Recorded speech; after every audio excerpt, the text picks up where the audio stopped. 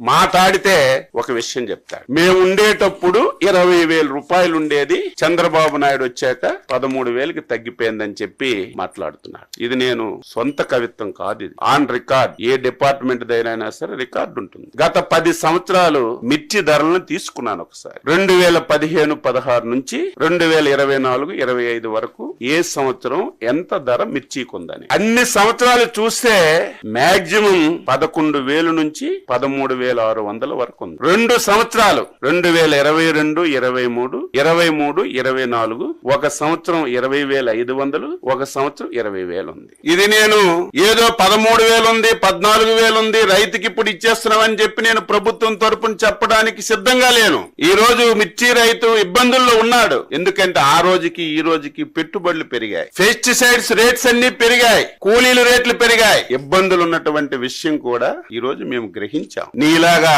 చేతులు కొట్టుకొని ముడుచుకోను, నీలాగా ఎవరో పేపర్ మీద రాస్తే చదవడం ఈ ప్రభుత్వానికి, ఈ ప్రభుత్వంలో ఉన్నటువంటి మాకు అవసరం లేదని చెప్పి తెలియజేస్తున్నాం. ఎంత తెలివైన వాడంటే జ్ఞానమున్న ఏ వ్యక్తి కూడా చేయడు. ఒక దంపుడు ఉపన్యాసం ఇచ్చావు కదా జగన్మోహన్ రెడ్డి, దీని ఒక్కదానికి నువ్వు ఆన్సర్ చెప్పు. ప్రభుత్వం మద్దతు ధర ఎప్పుడు ప్రకటిస్తుంది? మార్కెట్ లో ధర తక్కువ ఉంటే ప్రభుత్వం మద్దతు ధర ప్రకటించి ప్రభుత్వం వెంటనే ఇంటర్వ్యూన్ అయి కొంత డబ్బులు పెట్టి ప్రభుత్వం కొన్నప్పుడే మనం మాట్లాడాలి. ఎంత తెలివైన వాడంటే 9/1/2020 సంవత్సరం. ఇంకా అబద్ధం చెప్తే నేనేం చెప్పలేను. ఆ రోజుకి ఈ పెద్ద మనిషి ముఖ్యమంత్రి అని నేను అనుకుంటున్నాను. ఆ రోజు అగ్రికల్చర్ డిపార్ట్మెంట్ నుంచి, మార్కెట్ యార్డ్ డిపార్ట్మెంట్ నుంచి ఒక జీవో రిలీజ్ చేశారు. ఆ రోజు మధుసూదన్ రెడ్డి గారు స్పెషల్ చీఫ్ సెక్రటరీగా ఉన్నారు. ఆ రోజు రెడ్ సిల్లీకి ఈ పెద్ద మనిషి మార్కెట్ రేట్ ఎంత ఇచ్చాడంటే 7,000 రూపాయలు ఇచ్చాడు. ఈ పెద్ద మనిషి 7,000 రూపాయలు మార్కెట్ రేటు జీవో రిలీజ్ చేసిన నాటికి